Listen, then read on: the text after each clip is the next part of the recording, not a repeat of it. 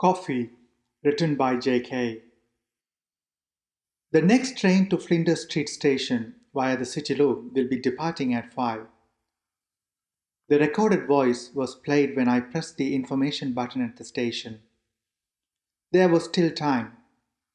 I went and sat on the nearby bench inside the safety zone. There had been incidents of Indian students getting attacked and harassed in public places. They are tipped as soft targets for crime and advised to stay within the safety zones at railway stations. Although I am from Sri Lanka, little difference it would make if I tell it to someone with a knife threatening to stab me. Epping Station was in its usual quietness. I was visiting my cousin's home at Dandenong to attend my niece's 16th birthday party.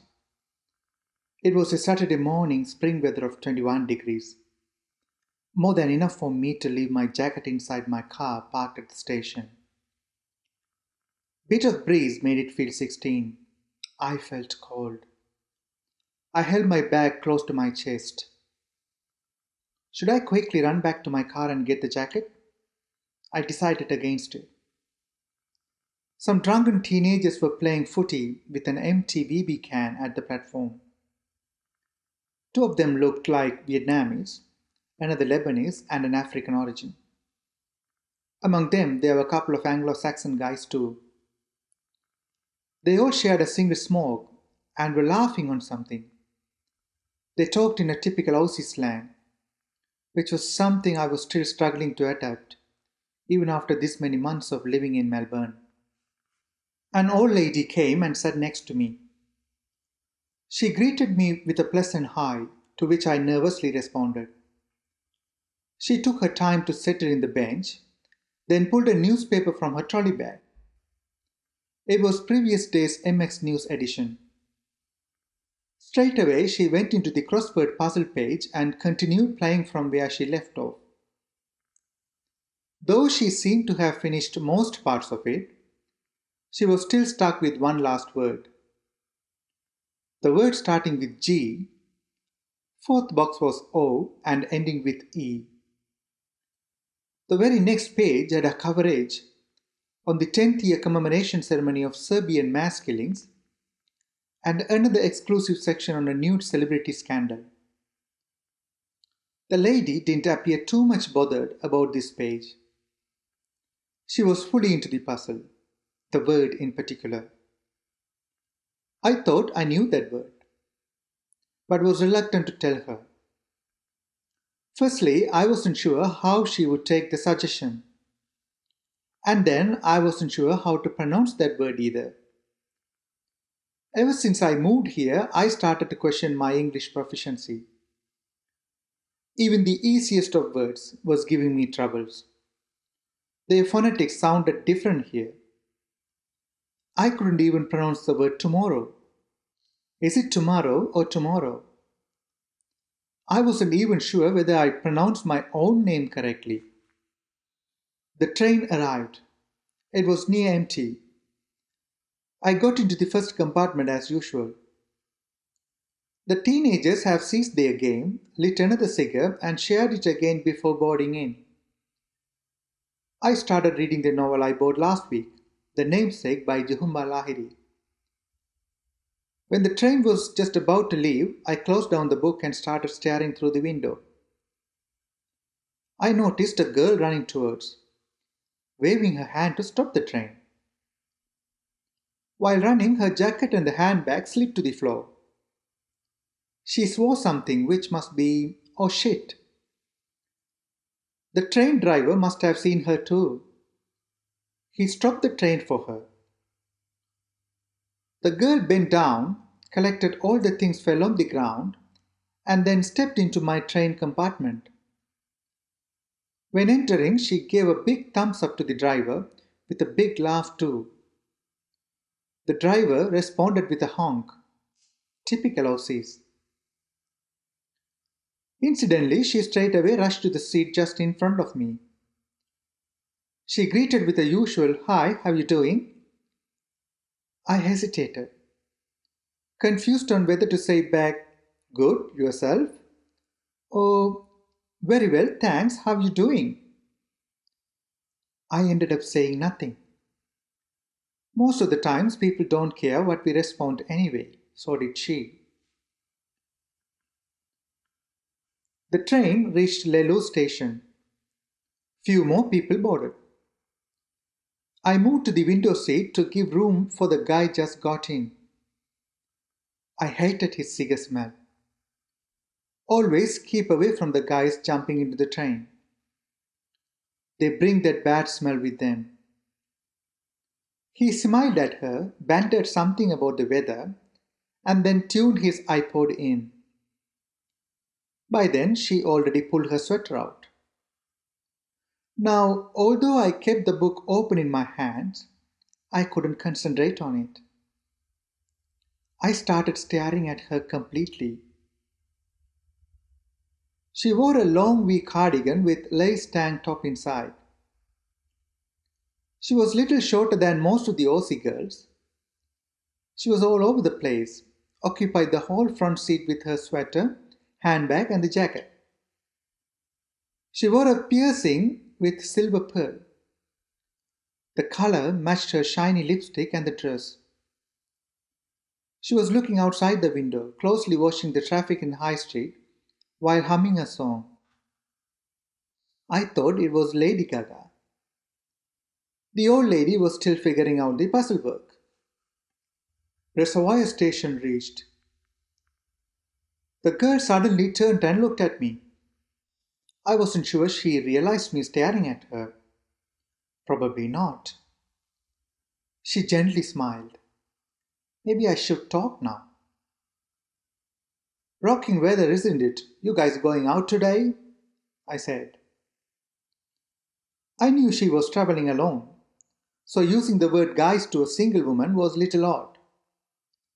Bottom line was, I just didn't know how to start a casual chat like this. Yeah, but chill, huh? I'm going to Collingwood game. Big game for us today, she said. She was referring to the Australian Football League. I hardly follow AFL. I just don't understand its rules. It almost looks like rugby, then again, I don't understand rugby either. All I know is, Aussies are mad at it and Victorians in particular are crazy about this game. Fortunately, my niece is a Cats fan and she told me some of her favourite players' names once. They came to my rescue. Well, I love Cats. Gary is great, I said. Fair enough, he is a legend. Sexy too, she winked. There was a burning smell. I felt jealous. No wonder why there are many sex scandals in AFL.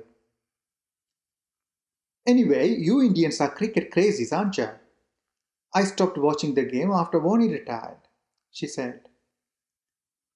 I am. Just for the matter of fact, I'm a Sri Lankan, not an Indian, I said a bit irritatingly. Oops, my bad. I had many Sri Lankan friends in school. How is the situation there now? She was obviously referring to country's civil war. I was a bit surprised to see it coming from her. Oh, it's gone from bad to worse, I said.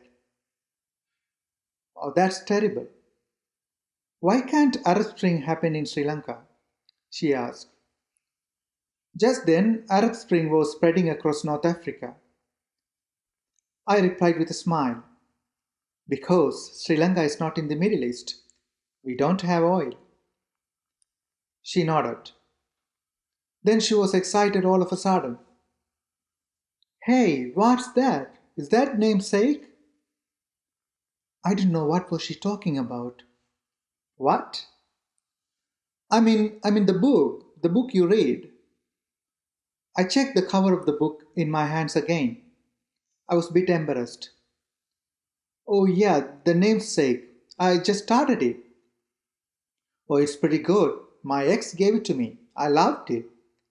What's his name? Yeah, the Gogol. Gogol. The story hangs around him. Second generation migrant. He marries French. Oh. Hey. Don't go there, please. I just started. I don't like people telling the story of novels and movies to me. Oh, she was taken back. Oh, sorry. Please, you enjoy. I realized I was being rude.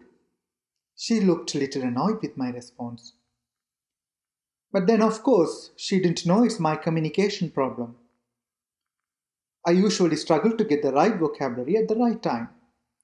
Anyway, damage was done. She didn't pursue the conversation afterwards. She went quiet and started staring through the windows again. I was back to reading now, but my mind was still trying to read her. The fact that she read Namesake icked me a bit. She must be a literature fan. I continued to have a secret peek at her. It's a mistake to say she was beautiful. She was gorgeous. She had retouched her lips 3 times already.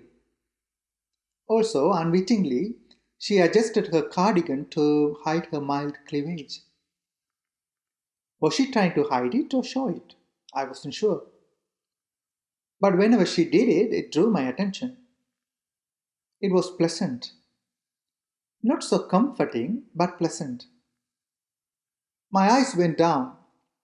She didn't wear long heels. I thought she might just look equally gorgeous in traditional Indian sari too. The guy next to me had already left. She, the old lady, and me were the only ones in the compartment now. The old lady seemed to have given up on the puzzle. Mary Station reached. I couldn't help myself thinking about her again. The fact that she read Namesake, meaning she should have had some Indian connection through her ex. Maybe he's an Indian too. Oh, she might have done some research study in Indian contemporaries. Does she know A.R. Rahman? Geez, she probably likes Indian music and food, the things I can't just live without. Who knows?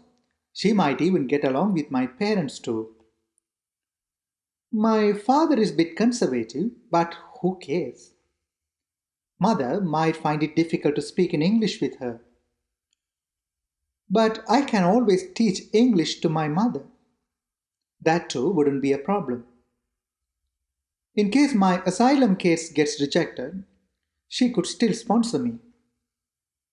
What if she does get to know that I'm still living with my parents?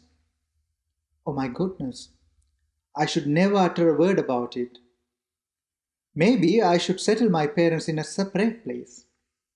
She at times turned towards me and smiled. Or did she? I wasn't sure. I noticed she got a cute little dimple when she smiles. We were now 2 stations away from Collingwood. I didn't even know her name. What could I do? Nothing came to my mind. Should I ask her name? Maybe. By the way, I'm Kishore. Your good name, please? Damn, that's too old-fashioned. What shall I say? Why don't I ask her for a coffee? I can even join her for the match. Can I skip the birthday party? Asking coffee would be fine, but is it too early? We just met. What if she says, "You bloody Indians"? Should I react politely then? Surely she doesn't seem to be a racist. She said she had ex, which means she is single and free now. Is he the ex-boyfriend or ex-husband? What if it's a girl? Hope it's not. But was there a problem? Why did they break up? I am sure he was wrong. She probably was too good for him. Why am I thinking about her ex now? Damn. Maybe I will ask her name first and then see how it goes. The next station was Collingwood. Now only 2 of us were in the compartment. It was strange. On an AFL match day, the whole compartment was empty. Certainly the day meant for us. The weather was neither too chill nor too hot. The stage was well set up for us. I made up my mind. Let the party go. I am going to the game with her. How do I ask her out? Hey, I am also thinking of coming to the match. You free to join with me? No, that's bad. Maybe. Hey, I think it would be fun if we both went together. Well, it sounds cool, but should I use the word go or went there? Go to hell, my English. It's my father who didn't teach me English very well. Why everybody got good parents but not me? Forget it. Focus, focus. The best thing was to introduce myself and then check with her whether I could join. Collingwood was nearing, just a few seconds left, nothing to lose. Let's ask. I was getting myself ready. Then suddenly she got up, thought for a moment, and then asked me nervously, Hi, mate. I kind of thinking, why don't you join with me to the match? Maybe a coffee after that? She winked and smiled with that cute little dimple. Holy moly!